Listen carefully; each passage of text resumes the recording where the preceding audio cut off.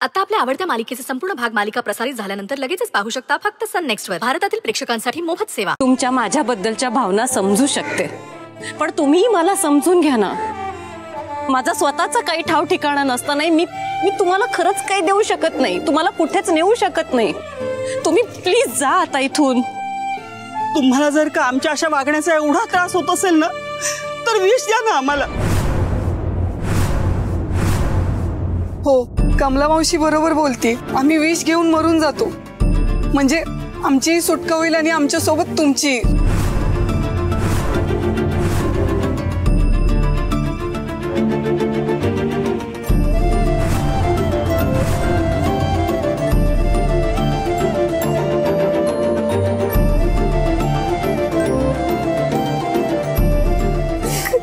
कमला, ही माझं काय चुकतंय?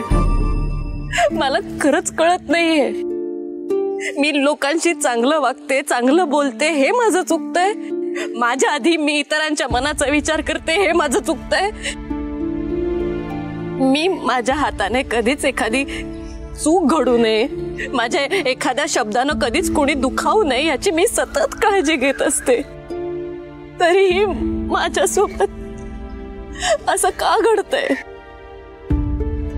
अशी काय चूक केली की देव मला अशी शिक्षा देतोय?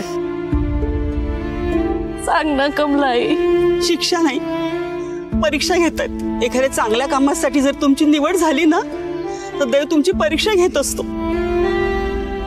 रावणाचा वध होण्याआधीही श्री प्रभू रामचंद्रांना 14 वर्ष वनवासाची परीक्षा द्यावी लागली आणि कौरवांचा संहार करण्याआधी पांडवांना ही परीक्षा द्यावी लागली। तुम्ही मला आता कितीही समजावून सांगितलं ना तरी मला कळलंय, हे जे काही आहे ना ते माझे भोग आहेत आणि ते मलाच भोगायला लागणार। तुम्ही माझ्यासोबत येऊन माझ्यासाठी हा त्रास का सहन करायचा? अहो ताई साहेब, त्रास कसला, भाग्य आहे आमचं हे। तुम्ही ह्या सगळ्यातून तावून सुलाखून बाहेर पडल्यावर ना, आम्हीच या सगळ्या गोष्टींच्या साक्षीदार असणार आहोत। चला निघूया ना आपण। कमलाई, कुठे जाणार? मला काहीच दिसत नाहीये समोर। ताई, तुम्हाला काही प्रॉब्लेम नसेल तर माझं घर आहे ना, आपण सगळे माझ्या घरी जाऊ शकतो। ताई साहेब, पटकन हो म्हणा ना। अहो, काही दिवसांचा तर प्रश्न आहे ना, आपण तिथे एकत्र राहू आणि हे सगळं ठीक झालं ना की आपण परत निघूया ना। ताई साहेब, हो म्हणा ना, पटकन हो म्हणा ना ताई साहेब, चला ना।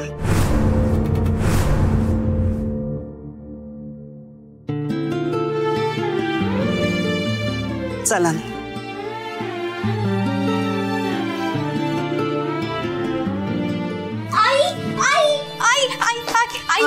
काय झालं की इतकी का खुश आहेस? पानात चुन्याऐवजी गुलकंद आल्यासारखं वाटतंय। अगं आई, बातमीच तशी आहे। आपलं घर, आय मीन त्या मैत्रीचं घर, सरकारी ऑफिसरने त्यांच्या ताब्यात घेतलंय। आणि एवढंच नाहीये, त्या मैत्रीला घराबाहेर काढून सील ठोकलंय। काय सांगतेस काय? माझा विश्वासच नाही बसत आहे। अगं आई, खरं तेच सांगते। कालपर्यंत आपल्यावर रुबाब दाखवणाऱ्या त्या मैत्रीकडे ना आज ना स्वतःचं घर आहे ना स्वतःची गाडी आहे। ऑटो करून जायची ही ऐपत नाही राहिलीये। आजपर्यंत ज्या नोकरांना ती आधार देत होती ना, आज त्याच नोकरांचा तिला आधार आहे। कशी काय राहणार आहे तिचं तिलाच ठाऊक। मला आता थोडी थोडी कल्पना यायला लागली आहे। असं काही घडणार हे तुझ्या मामाला आधीच कळलं असेल, म्हणून दगडू दादा आपल्याला इथे घेऊन आला। आई, ते सगळं जाऊ दे ना, आता पुढे काय करायचं? खीर नाही, बासुंदी। शेवटी गोडधोड आणि सेलिब्रेशन महत्वाचं।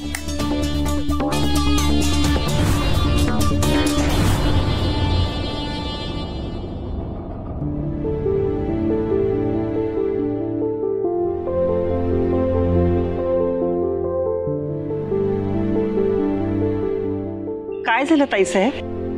ही जागा आवडली नाही का? नाही, असं अजिबात नाहीये, आवडली ना। घर थोडं लहान वाटत असेल ना? नाही, असं अजिबात काही वाटत नाहीये। नाही म्हणजे तुम्हाला एवढ्या मोठ्या घरात राहण्याची सवय असताना तुम्ही। दादा आणि बाबा नेहमी म्हणायचे, तुमच्या आजूबाजूची माणसं मनानं मोठी असतील तर कुठलंही घर मोठं किंवा छोटं नसतं। बाबांनी पण अशीच शून्यातून स्वतःची सुरुवात केली होती।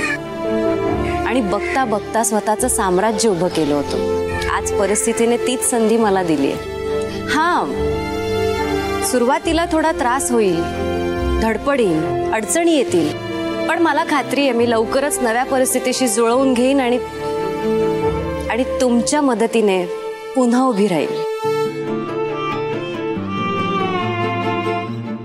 आई, अगं दार लॉक आहे, चावी कुठे आहे? हो, बाजूलाच माझे दादा आणि वहिनी राहतात. मी आले चावी घेऊन पटकन.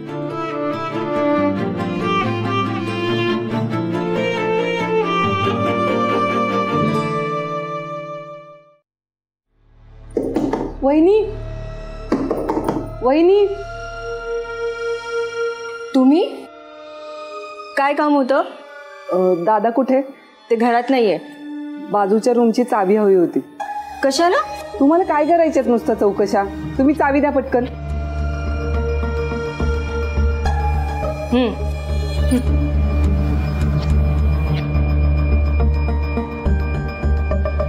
चला आपण आत जाऊयात.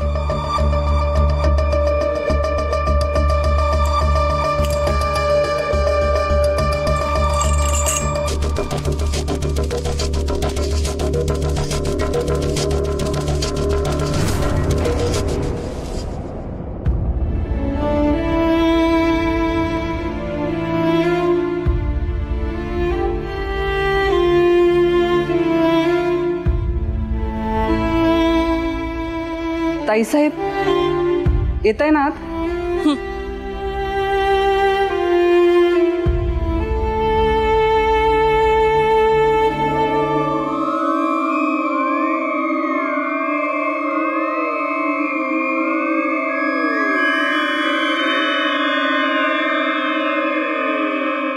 बोल. हॅलो, कुठे आहात तुम्ही? आता ह्या वेळी मी कामावर असतो हे माहित आहे ना तुला? हो, घरी कधी परत येत आहे? आता तेही तुला माहित असताना काही नको ते मूर्खासारखं बडबड करतेस. फोन का केलं होतंस ते बोल ना. हो, तुमची बहीण आलीये रूपा, बाजूच्या खोलीची चावी मागायला. का?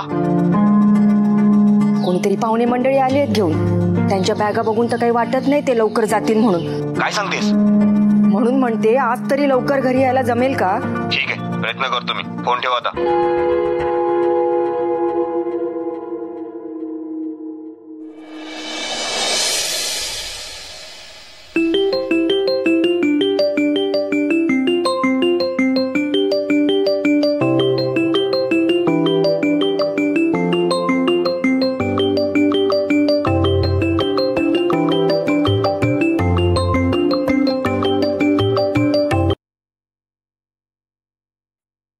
बोला.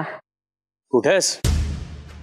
नाही, मी असं ऐकलंय की आधी बंगल्यात राहणारी मैत्री आता एका भव्य दिव्य राजवाड्यात राहायला गेली. 300-400 खोल्या असलेल्या, 500-600 नोकर चाकर असलेल्या एका भव्य राजवाड्यात ऐशो आरामात राहते. हे सगळं मी जे काही ऐकलंय ते खरं आहे का? वाईट वाटतंय का? नुसतंच वाईट नाही, सहानुभूती वाटते तुझ्या बाबतीत. मैत्री,